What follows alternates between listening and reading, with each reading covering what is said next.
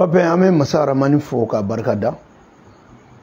mama be kan laje ni wakati na ku befo su janfana ambe anyine ala fe ala ka maliki si alsa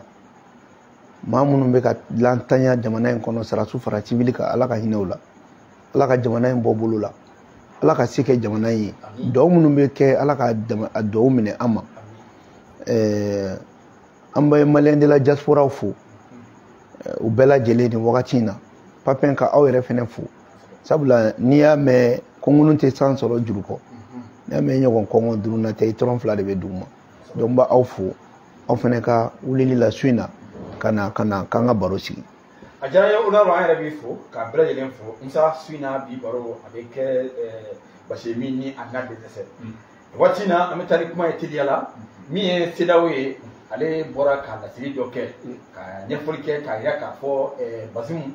ko u ti Bazumu reconu bilen ka kɛ min ye Niger président ye nka CEDEAO ka activité fɛn o fɛn bɛ yen ko Bazumu min ye Niger ko u sen tɛna y'a la ko nin y'u sipannen ka bɔ a bɛɛ lajɛlen na o nana an bɛ fɛ ka ɲɛfɔli kɛ an ye o kan sabula dɔgɔkun fila tɛ tɛmɛnen i ye ɲɛfɔli kɛ k'a fɔ ko CEDEAO mɔgɔw ka nin ko ninnu ko piège caman bɛ a kɔnɔ ko jɛlenw tɛ. Nga u bɔra ka communiqué wɛrɛ kɛ kunun kɔrɔ k'a yira k'a fɔ ko olu ye Bazumu ko olu t'a reconu ko président du bilen ko nka min ye Niger ko olu sen bɔra fɛnɛ nin waati in na activité fɛn fɛn bɛ ni CEDEAO b'a kɛ ko u sen bɔra la yala maa bɛ se ka nin kuma in k'a bila minɛn jumɛn kɔrɔ e yɛrɛ ka jateminɛ la. Papa n b'aw fo jateminɛ wɛrɛ tɛ o an y'u ka piège u minɛ o de kɔnɔ. An ka kuma de y'u poussé ka bɔ ka nin fɔ parce que kuma kun jɛlen tɛ quand j'ai dit dans mon langage que ni u ye sanction levé n'u ye Bazumu bila kɔfɛ u bɛna Bazumu sigi président la u y'o jaabi de kɛ sa communiqué ko clarification donc ko wa bɛ n'a fɔ u y'an ka kuma de jaabi aw minnu bɛ k'a fɔ ko n'an ye Bazumu bila k'anw bɛna Bazumu sigi ayi anw tɛ Bazumu sigi sabula an sɔnna ko coup d'état kɛra. O b'o fɔ u yɛrɛ de ye o bɛɛ ye kuma piège de olu da kelen min ko k'u ye coup d'état reconu ni Bazumu dira u ma olu da kelen min tila k'a fɔ an ma sɔn coup d'état ma an bɛ Bazumu tigɛ a nɔ la mun de b'o bali a bɛɛ tɛ kuma de yan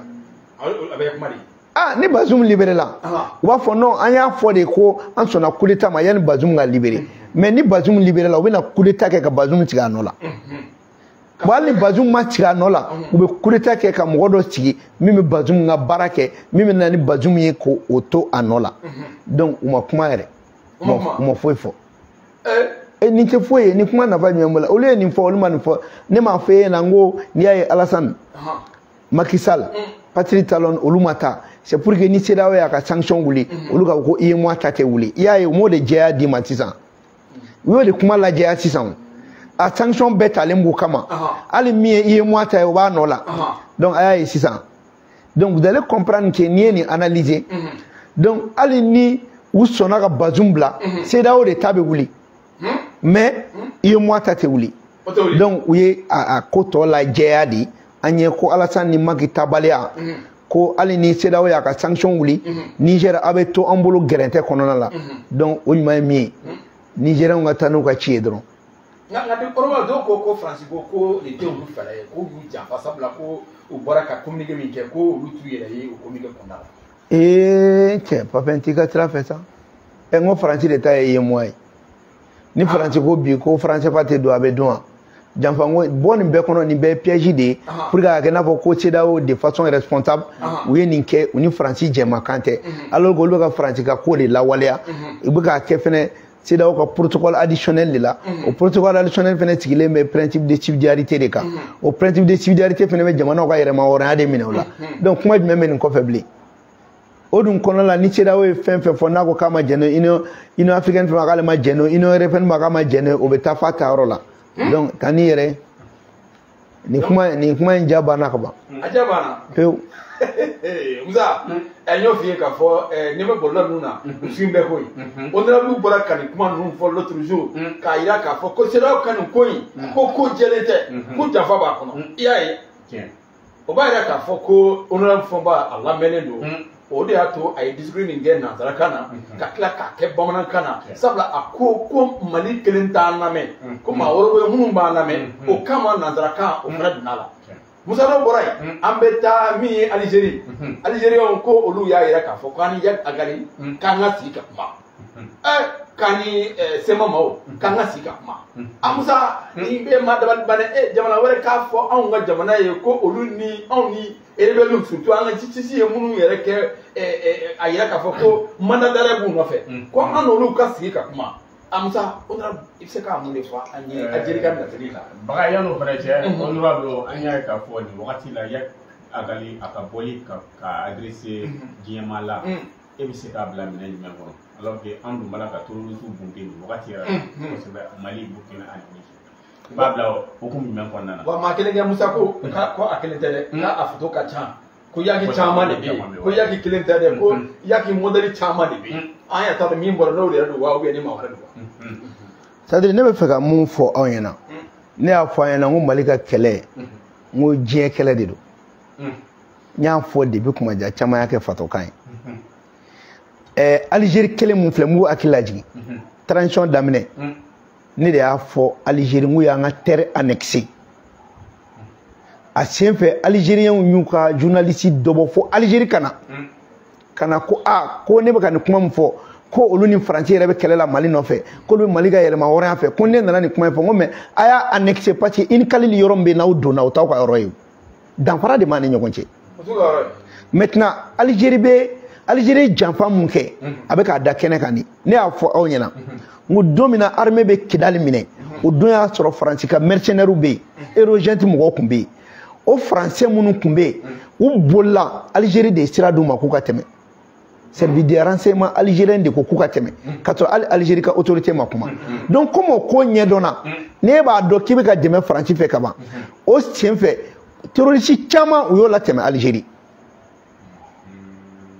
bon maintenant Algérie ko k'e bɛ na an dɛmɛ an ka kɛlɛ la e b'a fɔ ni dalilu jumɛn ye k'an ni Yadi ka kuma Faransi ko Yadi ye terroriste o Faransi kelen ko ko pas de négociation avec les terroristes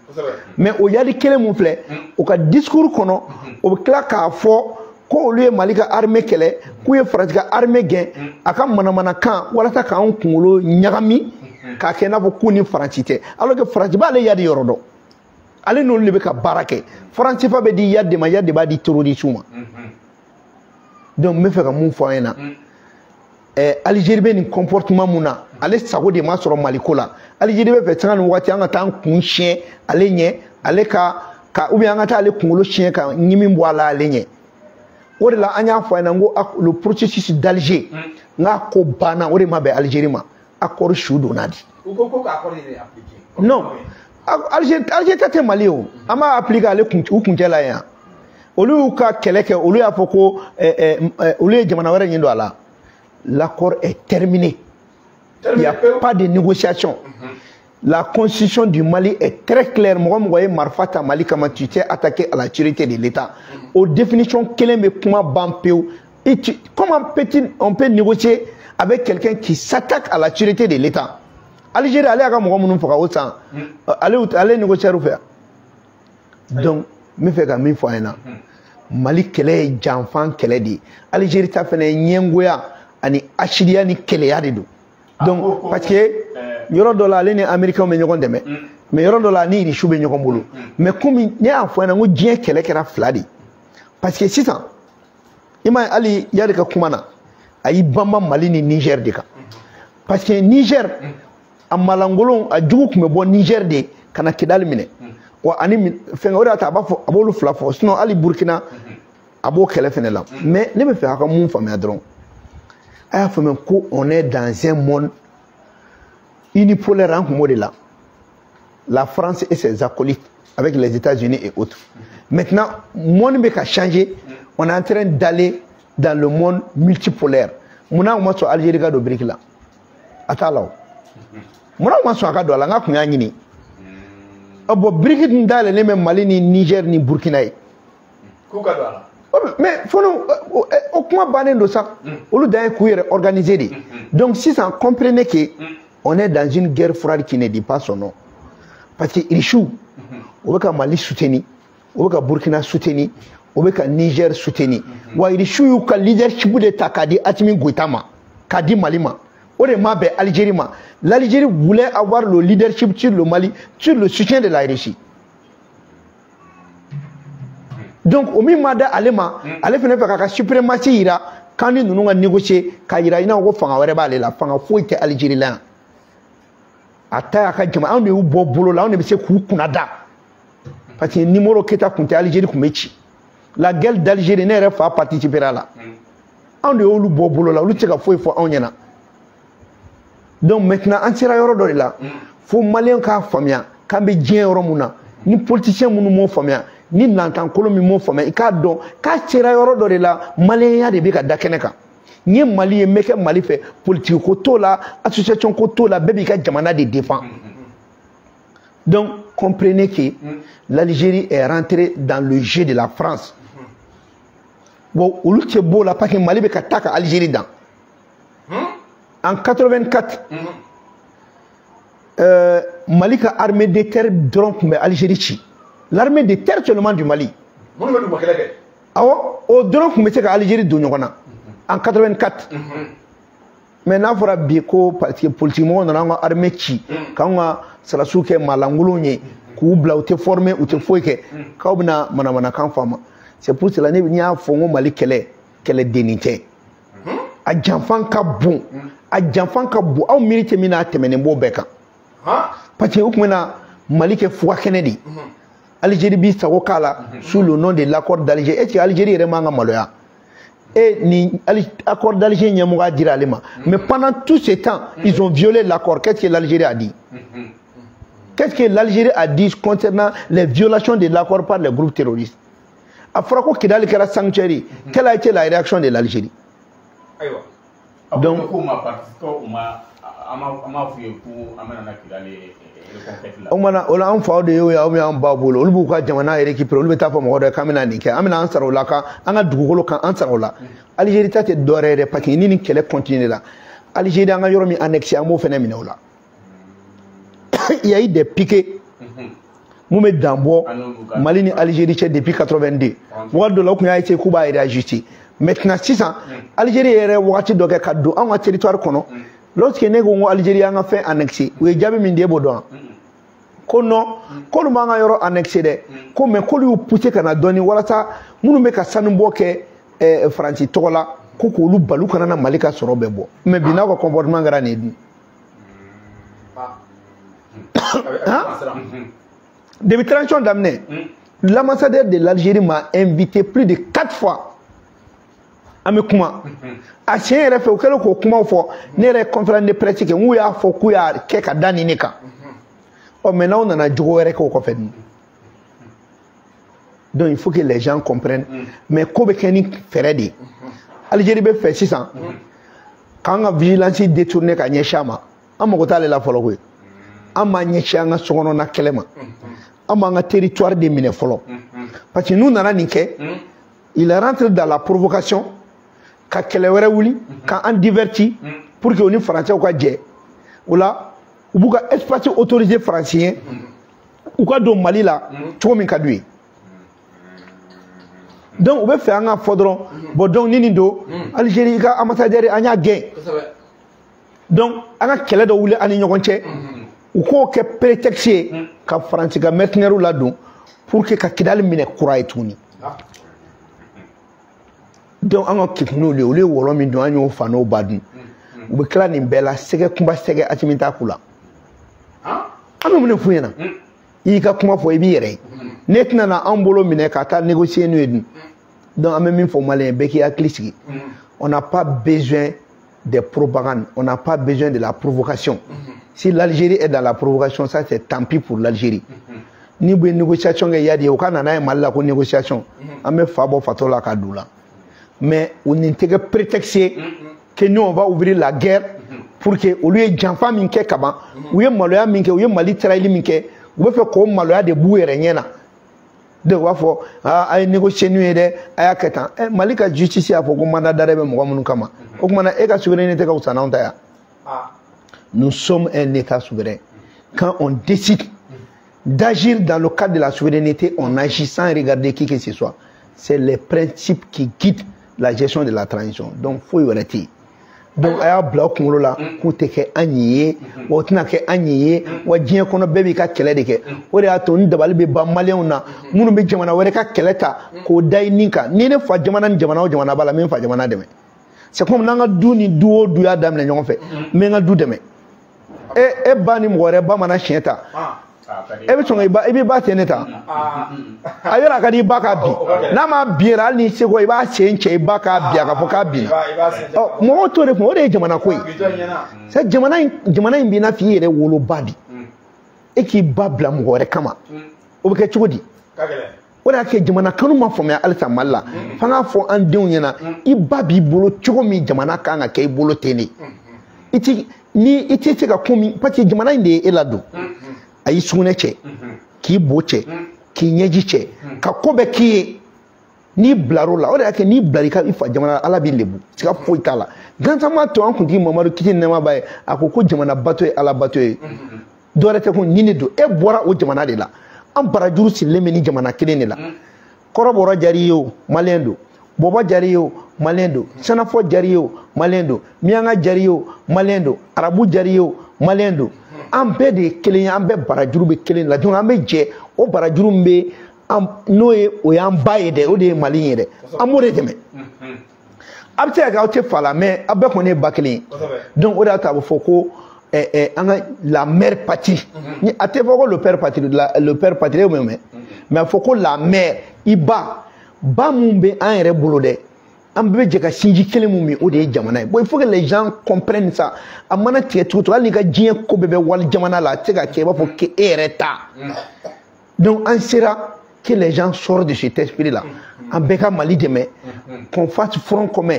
élection pas élection c'est le pays qui compte d'abord donc on a un boulot de jinyo ma ka former ko 600 kele jamana de ko atimi bebi me atimi ta shige fangala an bebe ni ko nga don la dobe na fanga la ite mundo fanga bi yele madu ata chike no don la format te fo atamle ko kuma yere la o ba tro antia ma wero de be kia maliki jaw te fo ble shogel ko kuma te fo même maliko ni fo même mali de be no ibi take ni segana do ba to continuer fo do ka don ko ambedi jedo donc par rapport à l'Algérie que les Maliens soient clairs Maliens kanana atani dusué en une provocation an makla njo la kuma te an jalakima an duna kidale minena fema fo yana o yi kunode ne de nga demudi nga du kunga kuma jago ya ne ka to fe yana e fi ne jalaki nga du foro chento ka nga du kan yere de ko nga to sara ela ko fe ka bo kalama e ka mala o mana de ne dai donc comprenez que Algérie be ka kore la be Algérie be keleya de la Algérie ka leadership de minena la parce que ko kuma na wuli afore ka ta Algérien fe kulku dado la kaka jija ni Maroc chela folo mimo chela de ko polisario ko u ka tu jija o kola ani Marocain be kele muna aka jija la ka toy an ni na kila ma nga yere ya kele la folo na nga yere ma ore ya kele voilà merci on a toujours envie pour Moussa on a faut que ça aka ni la selina ayo le format chama ko ngir ma chama ko lota ngabi mi ye folier on a bora sanka nye folier ka kola ne ma ko ni ma sitna yere ska be sabla be ya famia na le ko ni adi madron o ya banedi ola sa ambeta on a wera fi sente konna watina we nyanye ke mi nye sente mawli ou mais c'est son ordinaire là c'est son ordinaire ni konna la fen jaman fora wala sa ma se ka ondra soro mi ka se ka detail di ababu bamu ba ko wala sa ka nyefoli ke mawka ni ala sona suina o di kuma bina tonga la motuli ondra awi nyanyi ke c'est so yera da tula bi bara o bana bi o ka se ka nyefoli ke man diuni c'est so ondra bi na kera sente mo fe mais c'est so plender ni ka se ka nyefoli ka ni yala babu ba no ba ko ndaba Musa ambe awfo ka papen ka be fotumuni sente session ordinaire atigira nafolo ko de ka kasabiko nafolo min kan ga nyini jamana fe ka do jamana kungola session yɛrɛ baara bɛɛ kɛra o de kan mais o la an ye sariya caman ta mais session in kuma kɔnɔ fɛn min nafa ka bon n'a bɛɛ ye an b'an da se olu ma bakuruba la n'i ye jateminɛ kɛ dɔ farala Mali ka sɔrɔ kan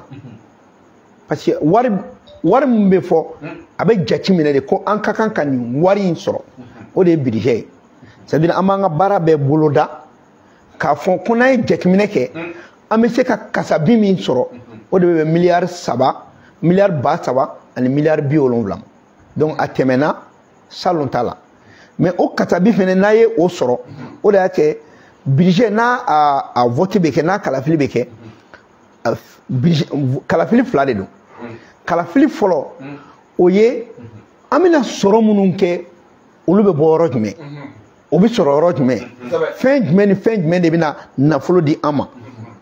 an ye o fɔlɔ kɛ wari bɛ bɔ yɔrɔ min na douaniw bɛ se ka mun sɔrɔ télécommunication bɛ min sɔrɔ transport bɛ min sɔrɔ sanu yɛrɛ la an bɛ mun sɔrɔ an kumana olu kan k'olu jateminɛ k'a fɔ est-ce que tiɲɛ yɛrɛ la nin bɛ se ka sɔrɔ wa o kɛra première partie maintenant deuxième partie o ye sɔrɔ minnu bɛ an bolo an b'a boson cogo jumɛn o sɔrɔ boson yɔrɔ o de bɛ tila programme ni ɲɔgɔn cɛ donc n'i ye jateminɛ k'o la an ka sɔrɔ fanba an y'a ɲɛsin sécurité ma défense kɛnɛya kalan dugumata ani kalan sanfɛta ani ka jateminɛ fɛnɛ kɛ kuranko min n'o gɛlɛyaba bɛ Mali kan salon n'i ye jateminɛ kɛ an ye kasabi min don kuranko la développement des ressources énergétiques la o tun bɛ bɛn miliyari 30 ani miliyari 7 ma mais ɲina an y'o kasabi yɛlɛ ka taa se miliyari 68 ma donc miliyari 31 o farala kan donc o kan ka maa hakili sigi ko transition miirila maliyɛnw ka kurantigɛ la ko kasabi dɔ bɔra min bɛna don kuranko la maintenant an ye fɛnɛ jateminɛ fɛn min bɛ yen n'o kɛra o ye transport ta wari jiginna dɔɔni ne yɛrɛ o question posé mais an ye code minier mun ta fond transport minnu bɛ yen wari min bɛ sɔrɔ o la o mana fara transport ta kan o b'o layɛlɛ dɔɔni maintenant fond de développement rural o fɛnɛ jiginna mais fond minnu bɛ yen nɔ n'o bɛ développement kɛ n'o fɛnɛ faral'o kan o b'o kɛ fleuve Niger yɛrɛ protégeli ne yɛrɛ o kuma fɔ ko salon an ye miliyari 4 don o la mais ɲina an ye miliyari 1 don alors kuma na a tɔ bɛ bɔ min miliyari 1 bɛ kɛ baara jumɛn ye n ko ni o baji dun tununa ne yɛrɛ ka kɔgɔji bɛ na cogo di baji mana tunu k'o ban pewu baji yɛrɛ jara kɔgɔji bɛ na cogo di a yɛrɛ sen fɛ Maliki Jaw yɛrɛ ko ko n'an m'aw jija baji ko in na ko ni baji jara ko fo n b'a ka kɔgɔji ko ye ko o bɛ na cogo jumɛn donc o kɛra yɛrɛ kulonkɛma yɔrɔ ye parce que j'ai posé la question sur ça maintenant o sen fɛ an bɛ ka kuma dɔw mɛn dɔw da ko CNT yɛrɛ ka ye wari min voté ko élection ko ma k'a la mais yɔrɔ CNT wari ko kuma n'a daminɛna mɔgɔw b'a fɔ nin wari ba in bɛ di CNT mɔgɔw ma u b'a kɛ tantɔ wari bɛ d'u ma a bɛ mun kɛ nin wari la mais CNT yɛrɛ wari min bɛ di CNT ma n'i y'a bɛɛ fara ɲɔgɔn kan n'i ye jamana ka sɔrɔ bɛɛ lajɛ 100 sarada CNT ta ye fu ani buruburu 32 de ala tɛ kelen bɔ wari min bɛ don Mali yɛrɛ la n'i y'a bɛɛ fara ɲɔgɔn kan 100 sarada kelen tɛ dɛ n'i ye kelen fɛnɛ ta o kelen na CNT ta bɛ bɛn fu ani buruburu 52 de ma donc fu ani buruburu 48 o de kan ka dafa kelen na présidence ka budget o fɛnɛ bɛ taga fu ani buruburu 60 ɲɔgɔnna na sécurité d'état fu ani buruburu 60 fɛnɛ ɲɔgɔn na donc n'i ye nin bɛɛ jateminɛ i bɛna ye k'a fɔ musaka bɛ don wari bɛ sara mɔgɔ joli bɛ sara wari in na fonctionnaire ba 100 ani ba 26 ni kɔ o de bɛ sara Mali ka wari la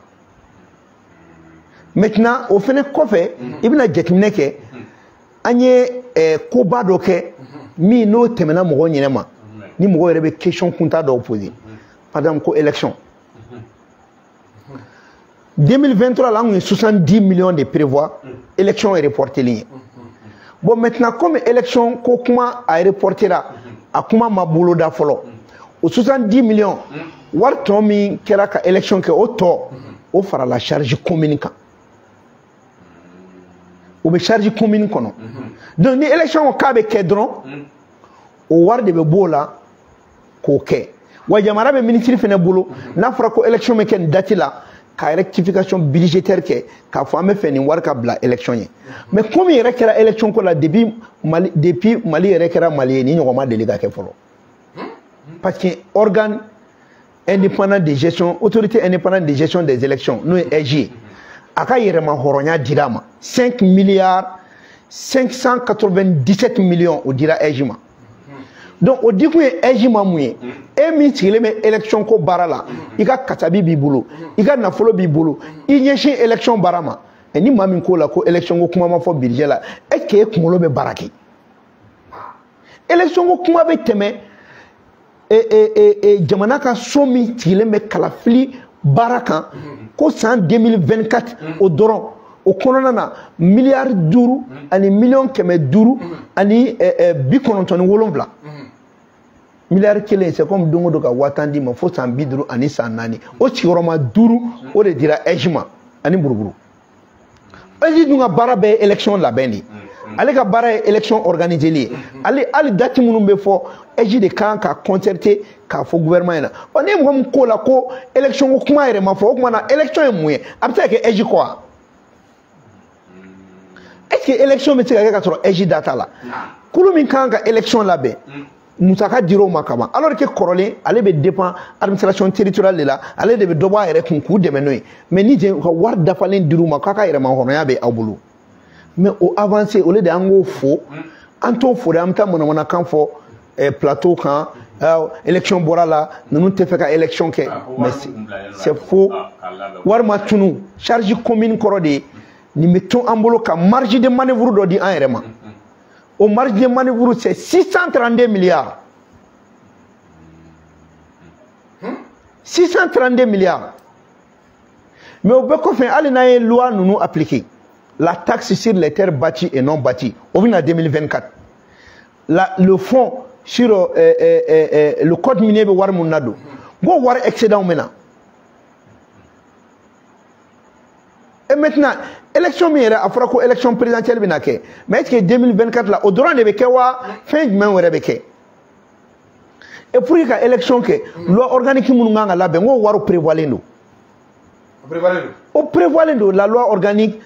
pour les langues, la loi organique pour le Sénat, la loi organique pour la Cour constitutionnelle, où le prévoyant de donner kataka. Ni ko élection, élection c'est quoi? Pour organiser l'élection, il y a la participation de la Cour constitutionnelle. Au cas budget d'Irama. Il y a la participation de l'EJ. Au cas budget d'Irama. Il y a la participation du ministère de l'administration territoriale. Au cas budget Mama. Attends, mais ka wado tadroko nimedo élection na okobaya.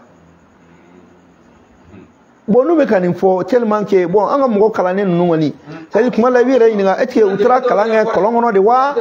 ou bien outra kalange fenwere. Parce qu'il faut que fait on faut parce que ça c'est des affaires politiques. Moi je suis un homme politique. Quand on parle d'élection, nous on s'intéresse à tous les paramètres de l'élection. L'administration territoriale intervient dans l'élection, ka budget babulu. La sécurité, la police intervient dans l'élection, ka budget babulu. L'armée intervient dans l'élection, ka budget babulu. L'EJ est l'organe d'organisation des élections, au cas budget babulu. La Cour constitutionnelle statue sur les résultats de l'élection présidentielle, au cas budget babulu. Attends, mais ka faudron élection est don musaka medo ala.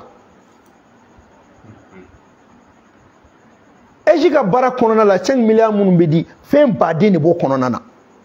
fen chaman ba de be ke o bara kono même l'audit du fichier ka fen nous labe o be bo konona na parce que DG yele manaka do EJ kono ni teni doni na wuli yere madron donc anga faudra pour l'organisation de l'élection nimbe alors que en 2024 est-ce qu'on va organiser toutes les élections? On m'a préparé là que si c'est l'élection présidentielle seulement,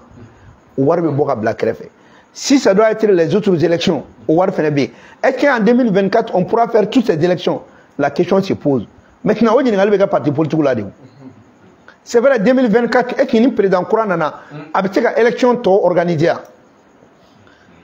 on a beno ka kuma mina ni présidentiel drone ne c'est 2024 au budget na bois mais tant que l'élection est reportée là mais les autres organes mon de élection organisée là olu be kama fin du maintien ni élection mo ka be ke o kuma na fin de be bonu nuna kana fara kawa ce n'est que l'argent mais au war mi fene flé jagwa ni élection ke amusaka be les 110 millions là 110 milliards abe madum a to iba kaze yoro dore là maintenant né au tobe ni na fo fene ko bina ke élection e nous na fo ko a ko fene ta bodu oh maintenant ni ko ka be ke élection bi ni ko élection jume présidentielle loi municipal loi sénat tigili doit député tigili doit maintenant il faut qu'on définisse tout ça avant de dire qu'à meni war doit là on ne peut pas définir on doit peut définir ejiko si on dit à l'EJ est-ce qu'on peut préparer toutes les élections en 2024 l'EJ répond à pour les présidentielles d'accord mais nako kabeninke atina sekake ah donc comme présidentielle les deux le ministre va prendre des décisions le coût sera évalué d'une part par l'EJ d'autre part par le gouvernement. Donc, comment est-ce que tu as doré ni dron? Wa kuma kuma obenyimi ne yini kunchikintan kuna. Non, maintenant au théo. Mais élection c'est que pourquoi financer une structure qui se charge des élections. Boya ngo family de mambo. Ora ka beni yini ngali munu ga na faka bo pour que anganda do ala moko ka do kuni ko intara fin du menka et moko tu me kuma ou te budget nous fait maîtriser quoi ou ta maîtriser donc voilà un peu on n'a jamais dit que anti élection là alla tourner réforme on a priorité de élection quoi on a priorité malikode maobe ka sali munke mais à partir du moment que war dira ejima ça veut dire qu'on est prêt à aller aux élections parce que c'est l'EJ qui détermine le reste là comment guana ulu yɛrɛ bɛ bɔ b'a fɔ gouvernement man ka date fɔ EJ de kan ka fɔ ɔ sisan o EJ ka budget dira ma a t'o fɛnɛ fɔ min ɲɔgɔn ma deli ka kɛ voilà merci. ayiwa Musa an y'o de fɔ n ko n'i ye tu gosi dɔrɔn i b'a a kɔnɔ ko dɔn n'i y'o na wa bara ka laseli kɛ sisan maa minnu ma caman tun bɛ anw yɛrɛ député dɔw ka kuma mɛ min yɛrɛ bɛ CNT kɔnɔ k'a yɛrɛ k'a fɔ ko élection ko kuma yɛrɛ ma fɔ budget ko kuma la o yɛrɛ maaw sɔrɔla CNT kɔnɔ minnu y'o fɔ nka n'i ma fɛn dɔ faamu ɲininkali kɛ ɲɛfɔli bɔra sisan ka kɛ baara minnu kɛra n'i ma fili kɔni maa bɛɛ y'i ka tɔnɔta sɔrɔ nin kɔnɔna la Musa président Assimi Goïta a kan ka taa Kita k'a kan ka taa Kita Kita min ye kɔrɔko ye a kan ka taa o soba dɔ dayɛlɛ Kita ni Ala ye kari dɔw yira n'o ye dimanche ye ko a kan ka taa yen fo ma te dɔ fɔ an ye o kan yala olu ko u tɔɔrɔ cogo min na. Musa ma fɔ ne ma papier ma fɔ ne ko tare CMDT min kun privatisera n'an y'a bɔ privatisation na ni CMDT ka baara kɛlen dɔw de ka yɔrɔw dayɛlɛ kɔrɔ fɛngɛw bɛ dilan yɔrɔ minnu na le Mali est premier cette année en 2023 encore avec coton là corps là ay matanda ina an bɛ bɛn ye wa hali salon malgré que tiɲɛni kɛra Mali kun bɛ bɛn ye dɛ 2021 fana an kun bɛ bɛɛ kan o de kuma yɛrɛ kun wulila dɔw kun wulila manamanakan na pour que ka kɔɔri sɛnɛlaw décourager k'a fɔra ko tiɲɛni kɛra ko wari dɔ kan ka tila sɛnɛkɛlaw ni ɲɔgɔn cɛ ka taara fɔra ko tiɲɛni kɛra minnu kun ko wari de kan ka di k'o tila ni ɲɔgɔn cɛ Assimi ye a ka baara a ka wariba de don CMDT la jusqu'à la CMDT avait à peu près 103 milliards de crédits Assimi y'a wari bɛɛ sara fo ka tɔ to 43 ou 47 comme ça 15 milliards kun juru b'u la nango yɛrɛ ye u bɔ o la. Donc, on a prospérer. Donc, on a fait tare. Parce que le coton, c'est l'or blanc. Le coton peut garantir même l'argent.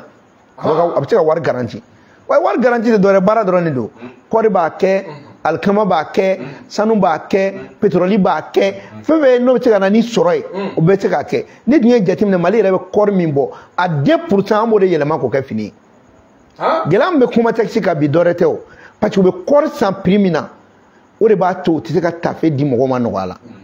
mais n'a dira olu ma nɔgɔya la ni état ye a prix bi ka filatiri ninnu dilan an ka usine de filatiri n'olu dilanna olu ka fini mugu di commerce ma nɔgɔya la hali u bɛ se ka tafe kelen feere 500 mais nous te corps sur nos gars là diaboya ou quoi t'as fait d'avec elle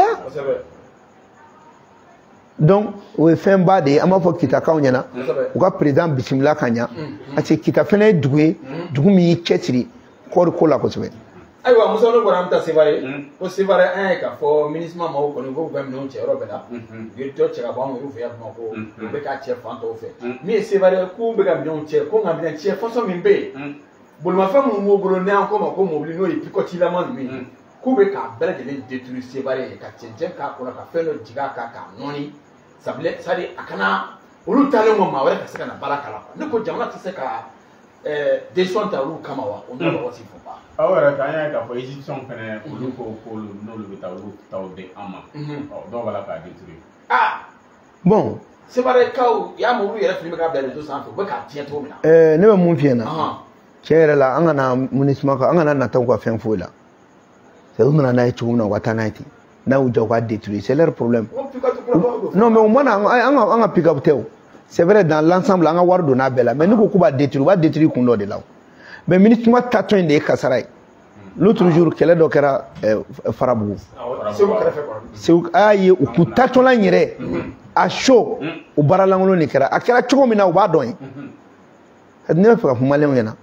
o da tun ko ministre ma be yororo malen ka tu u la kolochi unyena tabate bonyuma de ke bara mi ngara farabu bara nyuma tere non amanya de parce que ni femi ni ajila ke bonna ko jugu bara jugu de kera mais anya famia parce que c'était très professionnel ema o mona na ko de ko fe yadi be wuli ka déclaration nunke wani be pour que français déclaration nunke ka fo ko mangambe en fait ko sonjila Erogente ka bara de ni Erogente o fen mai Erogente France ka mercenaire dawdi o be fam be fe olu de be information di terrorisme donc anga blanc ngolo la o da ke autorité mu ne bu fo parce que anya fo tant que ministre ma boya o kana date élection date di mais adira ate diu parce que olu be jamana diu ne la mew mais Musa Odona ni ne mo ka élection ko fo ne de ba le be ban quoi et puis avec élection ko refo ou taro ere shumi mbora mo sara connexion na état don ati bo jege e kana te e bo shuko nye don chukudi on a perdu des vies humaines dans cette guerre mais ati mi afo la guerre a des prix la guerre a des prix c'est-à-dire ni mana miri sa mun kera ka klaka mo miri kibe ti jo élection go kuma ni feuna adabalba ne bene mine quoi donc vraiment ministre ka tagali angula koloshi autorité ku la koloshi ali mun be détruire yana ka détruire ou ka tala je mun ne ba kono ou ka be jetimine ñogon fe voilà merci aywa toujours on a ambe frudi ma ko sobe ma kunta kuma la musa o biya ni wala be aw bulu non ni wala bro fona kara ASC akuma chali no warke ya tanko kuma fora ko fora ki tanye fo mais watambe ka nyingal ke ko même ça ke obstacle ASC konna bon e waro kuma mo be miri ko kuntan de la quoi on va avancer de yini obstacle ko jumbe ASC la tanye ko ASC konta ngata doron sauf si il y a des cas d'incohérence. C'est pour ça que mango ASC là. Ngo Mali kana farati abada ka fo ka be élection organisée ka Burkina ni Niger toy. Beka élection organisée ñogon fait. Mali kana son abada ka élection organisée avant le Burkina, avant le Niger. Pourquoi mo fo? A supposer que Mali ka élection organisée. Donc le Mali a un président démocratiquement élu. Mais Niger ni Burkina ils vont se sentir très. Maintenant, il faut que nous chokodi au statut qu'on a là. Et que ça va soutenir nos par le même partenaire qui est la Russie. Et mon élection organisée, c'est là où on a. Donc, ce n'est pas important qu'à Fokou Betaka, élection au Kuma et le coup d'aboie la paix. Parce qu'il y a des méthodes. Algérie, quand il fait alerter. Ça veut dire que l'on a deux d'enfants dans 6 ans. Contre ces 3 pays. Maintenant, ce qu'il faut, ils doivent sortir dans l'incohérence. L'incohérence, c'est de rester dans le franc CFA. Vous pouvez voir des clans, Jona. Na magla, on ne peut la magla. Donc, c'est ça. Et vous pouvez espace aérien, mais Jona. Vous pouvez dans le cadre de défense, vous pouvez continuer. Maintenant, ni coup d'état kelengara ni jamana fevela. Ode kodjoué AES. Donc, les pays de l'AES doivent se donner la main, même pour empêcher les coups d'État dans ces pays-là. Aux stratégies internes, au Kanga Koufeneboulou. Parce que, franchement, d'Awakama, ni coup d'État granale comme on a donné déclaration de Bokantala. Et d'autre part, on va déterminer que, parce que moi, on est de AES, pas qu'à partenaire héritier. Ah, c'est pour ça que Mango, AES, c'est le monde multipolaire. Mais la CEDEAO, c'est le monde unipolaire. Donc, c'est la guerre froide qui est en train de se faire en Afrique maintenant. Deux blocs mondiaux là, ou deux blocs mouflés, ou deux blocs où quel est flène et bien économique. Et où Algérie flène et Katafan là. Calme tout le monde aller aux déclarations. Donc tu vas voir que pression bébé bon, même côté mina, bébé demain baraque. Le Mali et le Niger n'ont pas le choix, c'est la même famille. Soutenu par la même puissance. Au puissance quelle ne fait pas France, ni Guani France, ko kabe minkula. Nous t'as le Conseil de sécurité là, il n'a pas veto compte. Donc déjà ils ont eu un partenaire sérieux et qui veut vraiment travailler. Donc en même temps, AES nya fotum na tege di nyogoma jekulu de do jena kele de fene betaka c'est là où comment on nimbe mo ka temeni nimbe mais c'est les pays de l'AES qui doivent se donner la main et c'est les habitants de l'AES qui doivent comprendre qu'on a un destin commun. Aywa honorable mi ya ngati bay no ye isipo tapo ko ale kanka blabi ga zoya to manja alibi abdani dama mala wa dum ne me jamana ko jamana o isu tapo wati do temala ay do bidda mi mali fo abikasi beredele akera do ni ngara sa wuli beredele akam nga anyemene artiste na bi gedara ni watina abi ko yore on yala bi seka muso ka keni ko ni fraka be blabi nga su ko be fo sita dama do yala bi seka bon amba nyini o ka blanc mais o tina on soro ni si tapo ko ekwe ah au temps soro no ede les 49 mercenaires o ko kele ni isu meneli Alassane Bolo nale nala isu mene amena tanda ka an kolongolo isu bla isu keleman boni Mali ko na kashira Mali no fe ambe ka Mali ko keleke me an shimon boni Mali maintenant me fanga artichue me kangar de dawe tiens akata Côte d'Ivoire mais nabta Côte d'Ivoire ay yamara ni ministère des affaires étrangères fait consul munumbe akata oluka tira fait akata maintenant tara tira dogolen fait akanata on ekata mogoda do kuma de la o ekata mogoda do kuma de la parce que et tu verrais tapo ni duguda ni jamana la Alassane ye kanin dongli da beba do kuni eminena donc avec ina fo on foire de do on maçon katabo Alassane Bolo mais avec kene me ka jamana be engagé tout c'est comme les mêmes opérateurs économiques Guinée Blalin ou Betarou Tchekata Côte d'Ivoire ou Tchekata Sénégal. Si moi j'ai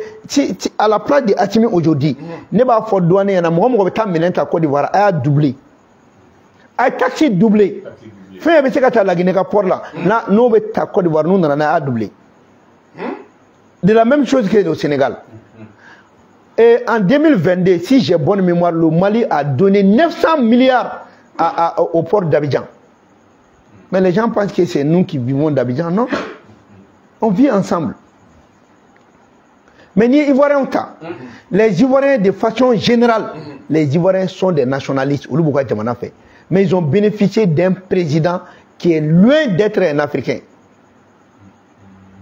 Mais Sénégal, naturellement, naturellement, ils sont comme ça. Au modèle Nimbo. Donc comprenons que Issoufou Sako, vraiment on le soutient, on est avec lui, mais au final quand ko Etienne Mali Kachi Mali non fait. Au Bera Toba comme donc nous ko Maliko Toutaï, c'est une provocation. Mais nous on va pas répondre à ça. Non, non, non, non, on va pas répondre. Ou y'a mine galon kan cogo min u b'a bila ten an tɛna nata ka to fɔ Alassane na a k'a fɔ ko bon a ye RFI dayɛlɛ sinon an t'a bila a ye nin kɛ tan non non non on va pas se donner à lui pour ça non maintenant u y'a minɛ galon de kan n'u b'a bila u b'a bila parce que u y'a minɛ galon kan a ma minɛ tiɲɛ kan mais min fɔ artiste ɲɛna n'u bɛ taa concert kɛ dugu min na u k'u sara yen consul la u k'u sara ministre des affaires étrangères la u kana wuli ten dɔrɔn k'an bɛ taa concert kɛ ils doivent être protégés parce que maliyɛnw de don maliyɛn bɛɛ bɛ yɔrɔ o yɔrɔ Mali kan k'i protéger mais n'an ma aw sara autorité la n'aw taara cogo dɔ la ko fɛngɛ b'i la o de gɛlɛya bɛ sinon je comprends a ye jamana dɛmɛ a ka dɔnkili ka di an yɛrɛ n'a fɔra an bɛɛ b'an kunkolo dɔn ka bɛn n'a ye mais mɔgɔ kelen tɛ se ka bila jamana place la o de y'a kɛ an b'a fɔ ko hali ni Mali saraka bɛ bɛn an ma an ka k'a ye parce que o kɔrɔ min ye ka jama fanba protéger. honorable ne nana retard la question kelen min bɛ ne bolo t'a dɔn n'u ka ɲininkali bɔra a kan o bɛ tali kɛ kunun an y'a ye k'a fɔ ko CNT mɔgɔw kɔni ye 2024 n'u y'a voté mais ko élection ko wari ko o t'a kɔnɔna la a kuma cayalen don ko yala ko élection k'a bɛna se ka kɛ 2024 kɔnɔna la wa a kuma kɔni cayalen don. bon mi jaabi n kun y'a jaabi di mais i b'a dɔn politique baara n'i t'a dɔn n'i farati kuma na i bɛ taa kɛrɛfɛ élection baara a bɛ kɛ ni ministère damadɔ de i tɛ se ka élection ko kuma fɔ k'i tɛ cour constitutionnel fɔ cour constitutionnel ka budget votera i tɛ se ka élection ko kuma fɔ n'i ma ministère de l'administration territoriale fɔ o ka budget dira ma i tɛ se ka élection ko kuma fɔ n'i ma sécurité et défense fɔ olu ka budget dir'u ma i tɛ se ka élection ko kuma fɔ n'i ma EJ fɔ autorité indépendante de gestion des élections olu ka budget dir'u ma fo 5 milliards 597 millions EJ de kan ka élection organiser EJ de kan ka nin bɛɛ kɛ ni EJ ka wari dira ma EJ min kan ka élection kɛ e bɛ se k'a fɔ cogo di ko wari ma bila élection kama filanan élection jumɛn bɛ na kɛ 2024 est ce que président tigi dɔrɔn de bɛ kɛ est ce que député tigi dɔrɔn de bɛ kɛ maire tigiw b'a la wa n'o ma déterminer wari jumɛn bɛ bila élection kama c'est pour cela 70 milliards min tun bɛ yen dɔ bɔr'o la ka référendum kɛ an y'a tɔ bila ka taa charge commune na donc wari dalen b'o kɔnɔ yen maintenant n'a fɔra ko élection bɛ kɛ ni présidentielle don a bɛ bɛn wari ma ministre bɛ bɔ ka budget kɛrɛnkɛrɛnya k'a di mais wari min bɛ yen déjà a dan ye dɔrɔn a ka fɔ k'a bɛ yen c'est comme e ye wari bila i ka wagane kɔnɔ ko nin bɛ n bolo kɛrɛfɛ maintenant ni ko min cunna o de bɛ gérer ni charge commune ye mais même charge commune i dan fɛn ni terrain dɔw b'a la donc ce n'est pas vrai. Élection ou kuma fora mais bɛɛ n'i ka faamuya de don élection na ce n'est pas le mot élection seulement budget te dit dɔrɔn ko élection le budget l'élection c'est un ensemble donc ensemble fɛn bɛ don a la olu bɛɛ ka wari dir'u ma EJ ka wari dir'a ma maintenant il suffit seulement quand le gouvernement dit on va organiser l'élection présidentielle à tel moment mais le ministre prend les dispositions o wari bɛ bɛn joli ma n'a sécurité ni fɛn ka mun bɛ kɛ o wari bɛ bɛn joli ma sinon chacun a son budget. La sécurisation du territoire va continuer. EJ va continuer à faire baroque. EJ va faire expertise fournir. Fichier électoral ou EJ ka budget là. Audit ou EJ ka budget là. Carte munu kanga bo ou EJ ka budget là. Et déjà carte d'identité biométrique me veut barabe ka au Feneka pour que ça puisse être carte ça puisse faire office de carte d'électeur. Au bébé élection kononana. Ni ko na ko o mata en compte quand même jamana denw jawuli no ye an tɛ fɛ ka élection kɛ dɛ u yɛrɛ y'u ba élection ma c'est pas vrai. Bon ne b'a aw bɛɛ fo n bɛ min fɔ n ka kuma na maliyɛnw an ka kɛ jamana in fɛ wa an ka k'an yɛrɛ fɛ jamana foyi t'an bolo ni Mali tɛ wa an si tɛ jamana sanfɛ mais jamana in an ba de mɔgɔ man k'i woloba janfa cogo min man k'i ka jamana janfa ten c'est pour cela on dit la patrie mère donc bɛɛ k'a faamuya k'a fɔ ni kumaw bɛ fɔ an bolo di ɲɔgɔn ma Algérie ka kuma n y'o fɔ Algérie ta ye ɲɛngoya ni keleya de